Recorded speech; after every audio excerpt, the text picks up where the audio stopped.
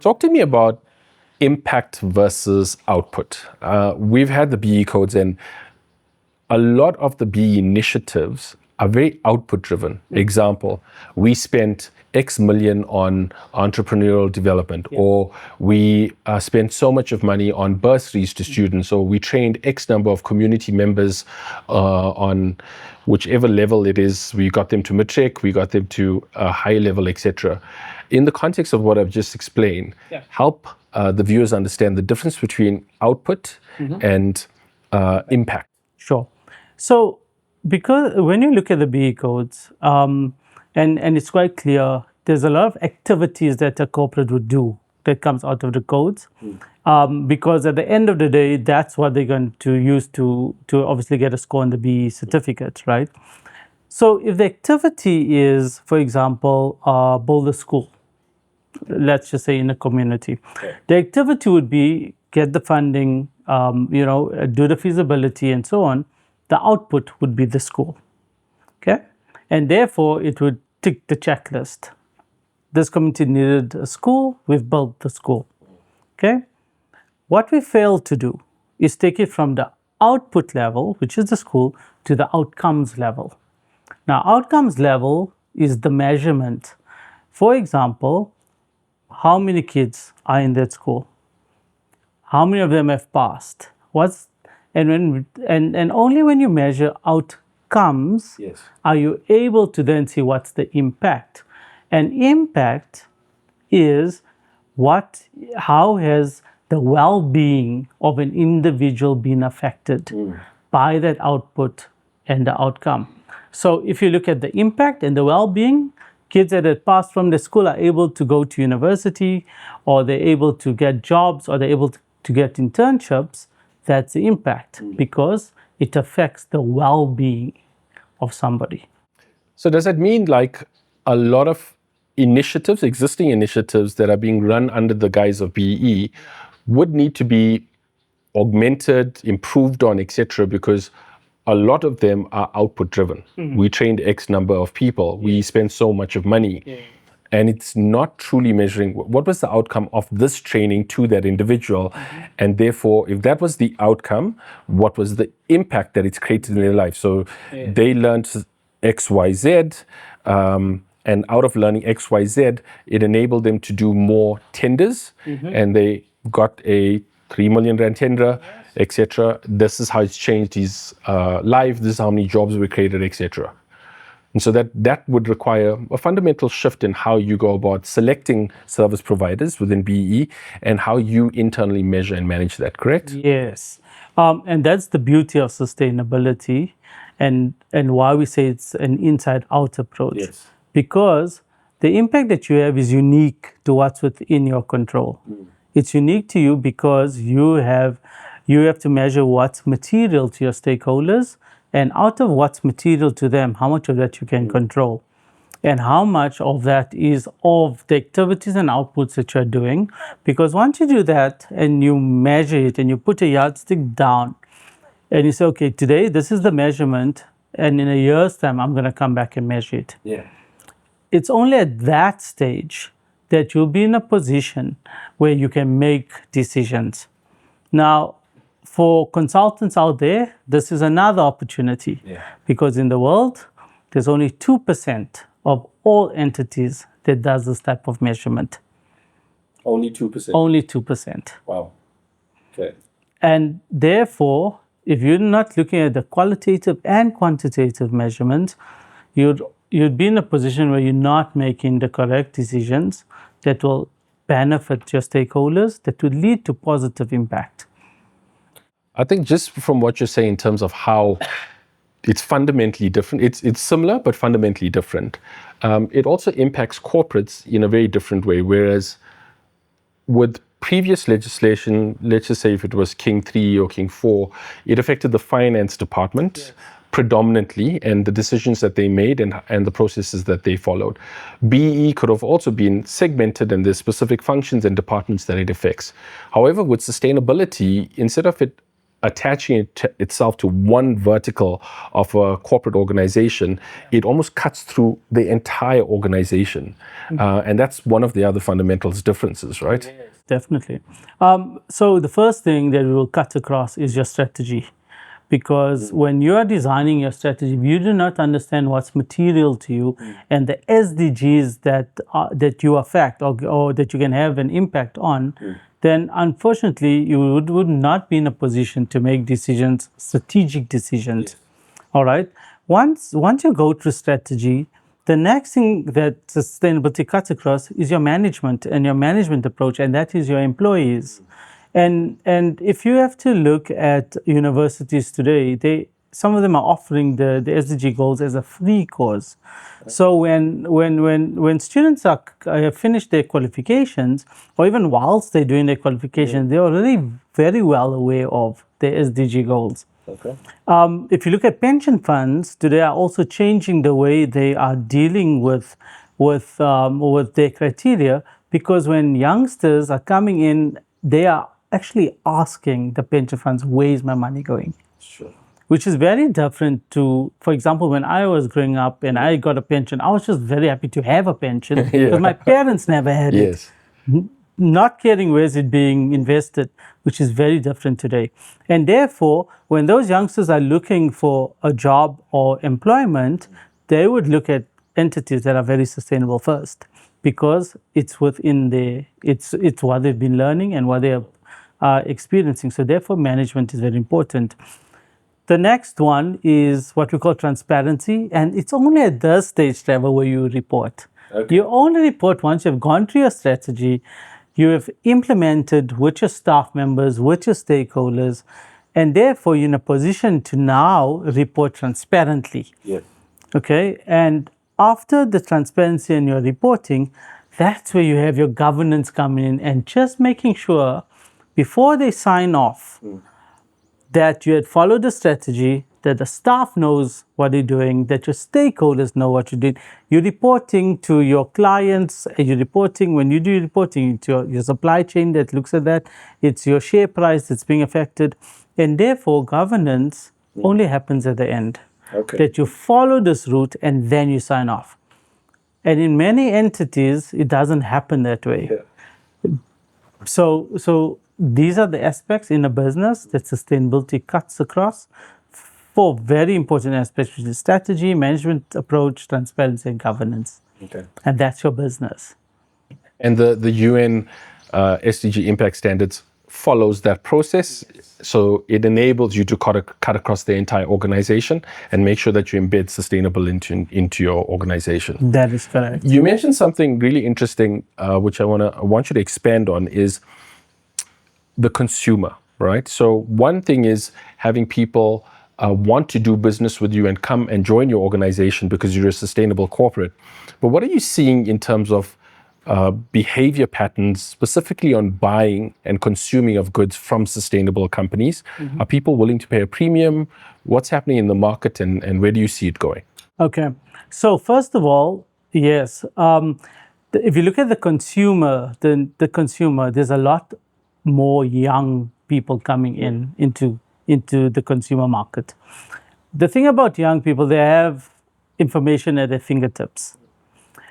And they're able to communicate with each other at a much more rapid rate than we've ever been able to do in the past. Yeah. And therefore, for example, if they are to see an entity dumping chemicals in a river, that photo can go viral so quickly, the share price will tank so fast that it's very difficult to recover from something like that. Mm. Your consumer is becoming more and more knowledgeable. Your consumer is someone that is that has eyes everywhere. Yeah. I would say now, and if you find that the consumers today are in a position where they communicate very rapidly, and if companies do not acknowledge that, it's going to be very difficult. Let's take that as an example to how companies in the past used to be. The share price would be determined by what's happening on the financials. The financials would be determined by, after auditors signed off the financial statements, And therefore, the information you're looking at is something that happened in a company a couple of months ago. Yeah. It does not work like that today. Okay. It's very, very different. When you find technologies like blockchain coming along that makes it even more transparent, that's what the consumer wants to see. So if you have someone that's vegan and they're at a restaurant and their meal is in front of them, they want to be in a position to actually trace that supply chain, that it really is a vegan meal. And therefore, it affects the share price and the performance of the organization. Definitely. So the credibility of the sustainable products that they're putting out in the market and the credibility of the organization to show the transparency of how they're going about doing all of this is become just as important as the number of widgets you've sold. There we go. In fact, it's actually intertwined with the number of widgets that you're selling. Very interesting. I'm going to get a little technical now for the viewers. Please. I want you to briefly explain scope 1, scope 2, and 3, and then expand on the European Union is rolling out scope 3 next year. What are the implications to small, medium, and large corporates in relation to scope 3? Okay, cool. So I'm going to use a very simple example of scope 1 and 2. Let's say we operate at a toy factory, okay?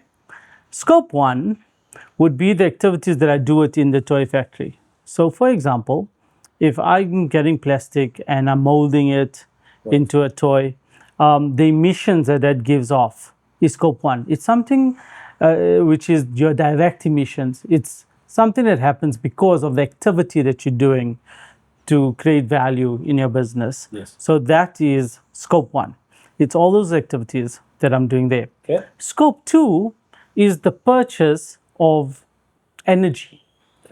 So in my toy factory, I would need the machines to run, such as the molding machine to make whatever toy. But I would need electricity for that machine to run.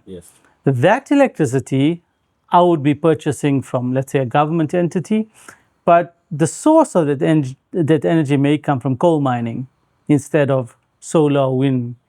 That is scope 2. Because of my activity, what is the source of the energy that I'm using?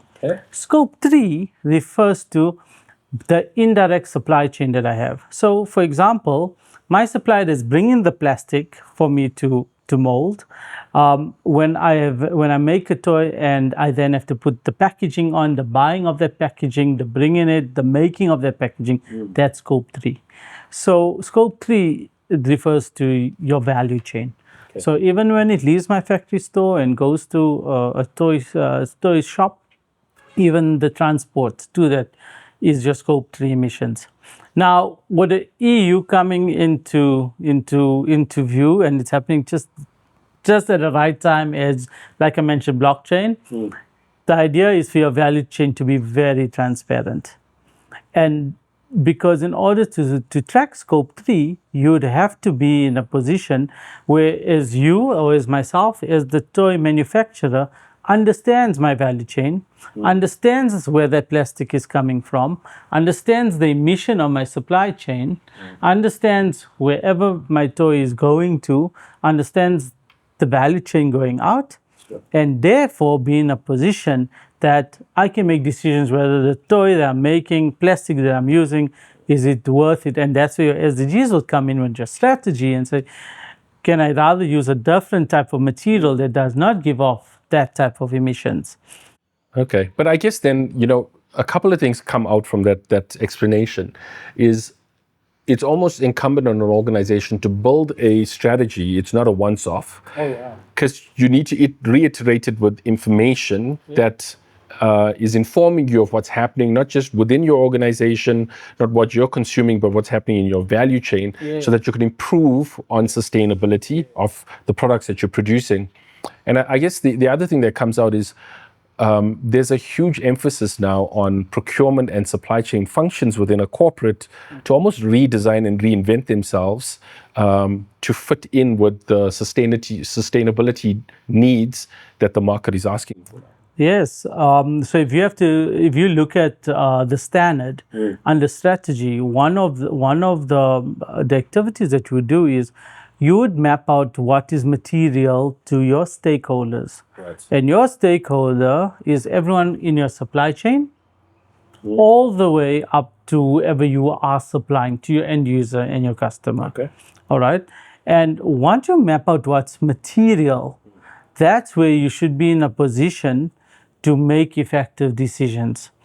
Because if you see what's material to your stakeholders and how you align it with SDGs, and if I was once again the toy factory and I see that that entity that supplying me with the plastic is giving off a lot more emissions than what I'm even giving off, at the end of the day, my customer may not buy my product because of, let's say, the EU regulation that says scope 3 must be visible. And therefore, of the first play in my value chain doing something that may not be correct, Yes. could affect the entire line.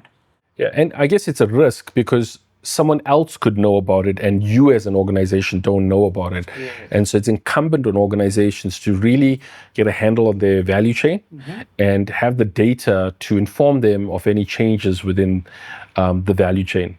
I mean, Accenture did a study recently where they researched banks and they found that for the average bank, 95% of their carbon footprint sits within their supply chain. And so you get a lot of organizations that are saying our building is, carbon free or carbon neutral, etc. And they're putting up these fancy solar, which is important and it's needed and it's required, but not fully understanding strategically where am I having the biggest carbon impact in my entire value chain. And so it's almost doing it the other way around. Yes, and it's also getting your corporates to take responsibility and accountability. Because, for example, if I was a corporate and I was buying from an entity that on its way to delivering to me is polluting rivers or is doing anything that's detrimental to the planet, at the end of the day, it's going to be my product that's going to be affected. Even though that's just one element or that goes into my product, but that's something that I would have to take control over and I would have to take accountability for. Sure. Okay. Moving back to the United Nations, I mean, there's reasons as to why they've put this standard in place. Yeah. Talk to me about their future plans and how they're envisaging embedding this methodology and this way of building sustainable strategies globally. Okay. So I would think why the standard was necessary is because when the SDGs were measured of the progress of where we are, there wasn't a lot of impact. And if you had to ask the entities, you mentioned the SDGs whether it's in your reporting or in your strategy, but you're not measuring. Like I mentioned, only 2% are measured. Most of the responses was because we don't know how. Okay. We do not know how. And so that's why the UNDP had come up with a standard that assists you to make the decisions. And therefore, that's the first part of the puzzle. Yes. But like you also said, if something is not legislated, if there's not anyone saying what to take over a corporate or what's a penalty to do it, it becomes difficult because most entities like to have a compliance tick box. Yes. What the UNDP is also coming out with is an assurance for the SDG impact standards. Okay. So those entities that would be taking on the SDGs and would like to measure their impact and they also implement the SDG standards are able to then get assured by the UNDP, which means their reports would come with the UNDP SDG impact seal. And that would be fantastic for an entity because it really opens up the market to them. Because it's an assurance, an audit, for example, and you have the stamp of approval, it really cuts a lot of red tape out. So whether you're looking for funding, co-resourcing, partnerships, and if you have that stamp, it does make it a lot more easier to connect yourself with than being those that do not have it. Well, I mean, one of the things it would do is it would open up funding channels that were not available prior to getting assured around the SDG standards, impact standards, right? Talk to me about how much do you think is available in terms of impact funding globally right now? So I'm not sure if there's a word for the figure, because I saw one fund that had $1 trillion ambition. Just one fund. Just one fund. So, and every day I see at least 3 or 4 new funds, and that is just on the websites that I visit. There are plenty of SDG impact funds, and they're looking for funding, especially in emerging markets, especially in Africa. I think also the opportunity is ripe at the moment because the G20 summit is happening in South Africa in November next year. It's the first time it's coming to Africa. So the G20 is where 20 of the world's largest economies are gather. They had made commitments to the SDGs. When our president took over the presidency of the G20 a few weeks ago, and one of the things that he said is that he wants to showcase the SDG projects, especially in our regions. And therefore, there's going to be, I would say, a big spotlight on SDGs, on Africa, and therefore funding from international markets would be coming through a lot more aggressively as we get closer to 2030. So we've been talking about sustainability, right? But what about the SMME out there who's inundated with just running his own business? What would you say are the opportunities for them to integrate sustainability into their business, and how can they use sustainability in the right way to create a competitive advantage in their market? So the nice thing about an SME, or what I love about SMEs, is the ability to make decisions quick, and the ability to take action quickly, and the ability to therefore adapt. If we have to look at the world, and I'm using the SDGs as sustainability, the faster an SME can become sustainable or take sustainability into its DNA, the quicker the market opens up, international markets. So whereby, and let's take the ESD programs, an SME is in a certain supply chain and they would like to go through these ESD programs because they would want to get contracts out of that particular entity. Let's face it, Trevor, how many times can you say that 100% of all the SMEs had gotten contracts afterwards? It happens very rarely. But if that SME is able to expand itself beyond not just that supply chain, but open itself to an international market by using an international framework that is understood by the international market, it becomes a lot more easier. And also they would understand what they would need to shift in their thinking, in their strategies, in their products to become more accessible to the world. And rather, instead of, and sorry for how it sounds, instead of attending many ESG training, rather be the force advising the bigger brother, this is what's needed and this is what I bring to the party. And this is why I think I can help your supply chain. 100%. Again, we could talk about this topic. I'm definitely going to have you on the show again. But coming back to home to you, what's the plans for your business and what does 2025 look like for you? All right. So I must say the last year has been a roller coaster. We didn't expect it to take off the way it did. Sustainability had been, we've been in different countries training ministers and so on. Next year, we want to focus on the G20. We want to bring a lot more focus to Africa. So you'd find me doing a lot of these kind of activities because I feel this is our one shot. I don't see it coming to Africa, very quickly after that. And while we have this opportunity, while we can showcase Africa, that's what we're going to focus on as SDGs.